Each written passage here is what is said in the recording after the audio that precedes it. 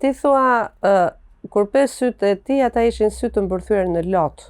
Dhe më vonë gjatë librit thua, nuk e kuptoja pse kishte një lagështirë të cilën ai e transmetonte në sy. Në fakt, kështu ka qenë takimi i parë në jetën tënde me njeriu që ti natyrisht nuk e ke 100% këtu, por që të ka dhënë impaktin.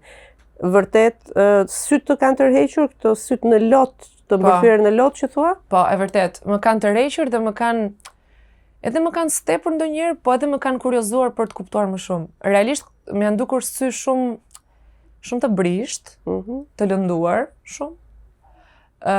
Sy që asnjëherë ndoshta nuk e kanë gjetur forcën ose guximin të shohin thellë brenda vetes, për të kuptuar shumë më shumë nga vetja e tyre dhe nga jeta e tyre, në çdo gjë që ka ndodhur.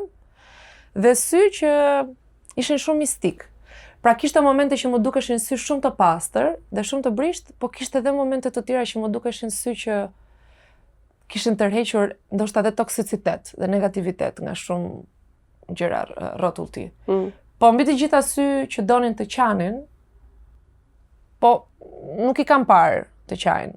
Po ndoshta ishte aftësia ime për të parë për te edhe e shikoja që ishin ashtu të lagur. Për episodet e plota të Milori Podcast, subscribe në kanalin tim në YouTube Mirela Milori.